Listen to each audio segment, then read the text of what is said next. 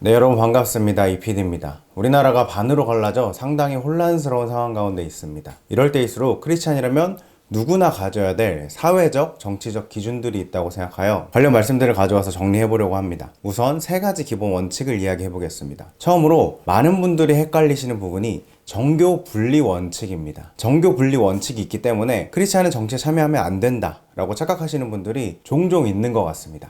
여기 보시면 정교 분리란 이렇다라고 명시가 되어 있는데요. 여기서 중요한 단어를 정리하면 국민의 신앙적 생활은 국민의 자율에 맡겨 개입하지 않는다입니다. 즉 국가의 종교적 중립성을 의미하는 거죠. 쉽게 얘기하면 국가는 개인의 종교 자유를 건드리면 안 된다지 교회는 정치를 건드리면 안 된다 라고 명시해 놓은 게 아닙니다. 관련 말씀들도 찾아보면 또한 너는 온 백성 중에 유능한 사람을 택하여 하나님을 경외하며 진실하고 불의를 미워하는 자로 세우고, 이 말씀에서는 올바른 지도자를 선택하는 중요성을 강조합니다. 우리가 헷갈리면 안 되는 게 현대 시대에 이제 들어와서 누가 찍었는지 알 수 없는 투표라는 제도가 생긴 거지, 그 전에 인류 역사의 오랜 기간 동안은 본인이 정치적 의견을 확실하게 표명해야 국가가 운영되는 정치 참여를 할 수 있었던 것입니다. 그리고 너희는 세상의 빛이라, 악에게 지지 말고 선으로 악을 이기라, 이런 말씀들 또한 크리스찬이 사회와 정치에서 바른 방향으로 가게 영향을 끼쳐야 함을 나타냅니다. 그리고 그 다음 세워야 되는 기준은 특정 인물에게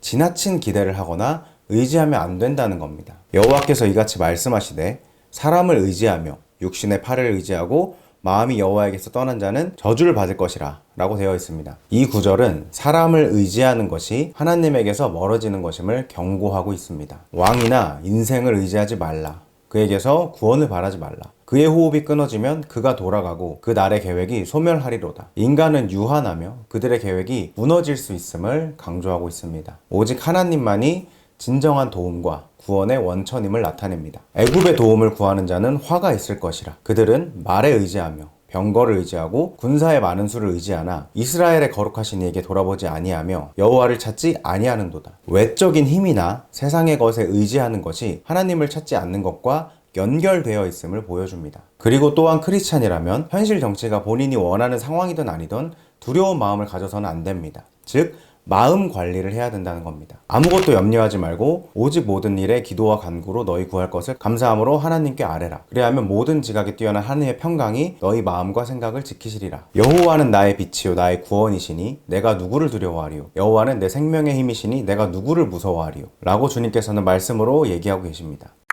자, 이제부터는 조금 더 디테일한 상황들에 대해서 몇 가지 이야기해 보도록 하겠습니다. 우선 크리스찬들은 예배를 지켜야 됩니다. 예배를 침해하는 법안이나 주장이 있다면 당연히 반대해야 됩니다. 날마다 마음을 같이하여 성전에 모이기를 힘쓰고 집에서 떡을 떼며 기쁨과 순전한 마음으로 음식을 먹고 모이기를 패하는 어떤 사람들의 습관과 같이 하지 말고 오직 권하여 그날이 가까움을 볼수록 더욱 그리하자. 또한 크리스찬은 가난한 자나 약자를 돌봐야 합니다. 너희 중에 가난한 자가 있거든 너희의 마음이 그를 꺾지 말고 손을 펴서 그에게 필요한 것을 주라. 너는 입이 없는 자의 권리를 위하여 말하며 모든 고아를 위하여 변호하라. 너는 공의로 판단하고 가난한 자와 궁핍한 자를 위해 변호하라. 약한 자와 고아를 위하여 공의를 행하며 가난한 자와 궁핍한 자를 구원하라. 악인들의 손에서 그들을 건져내라. 그리고 또한 크리스찬은 개인의 자유를 침해하는 공산주의 사상에 반대해야 됩니다. 내 이웃의 경계를 옮기지 말라. 공산주의 체제에서는 개인의 재산권이 부정되고 개인의 소유가 공동체에 속하는 것으로 간주됩니다. 이 구절은 개인의 소유권과 경계의 중요성을 강조합니다. 또한 공산주의는 유물론 사상에 기초되어 있습니다.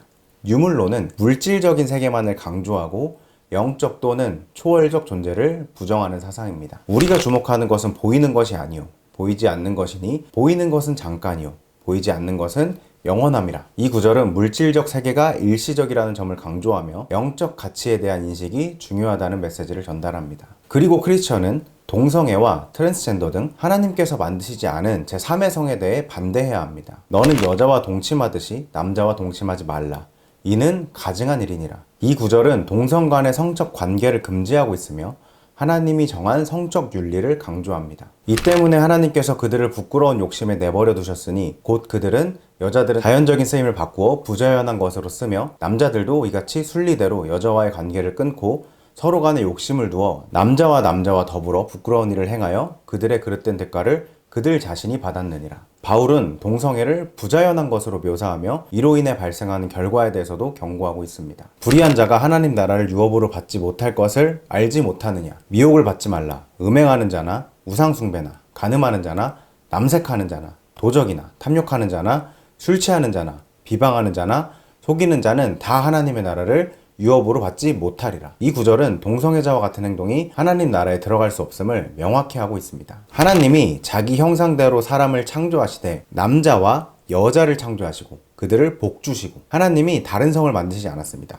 두 가지 성, 남자와 여자만 만드셨습니다. 이렇게 하나님이 남자와 여자를 창조하신 목적을 강조하며 이성 간의 결혼이 하나님의 의도임을 나타냅니다. 마지막으로 크리스천은 공정해야 합니다. 만약 내가 지지하는 정당에서 나온 내용을 찬성했다가 내가 지지하지 않는 정당에서 동일한 내용의 이야기가 나왔을 때 그 정당이 싫어서 그 내용은 반대하는 식의 이중잣대가 있어서는 안 됩니다. 너는 정직한 판단을 하고 편견이나 뇌물을 받지 말라. 뇌물은 지혜자를 눈멀게 하고 의인의 말을 왜곡하게 하느니라. 정의와 공의를 행하는 것이 제사보다 나으니라 라고 주님께서 말씀을 통해 알려주고 계십니다.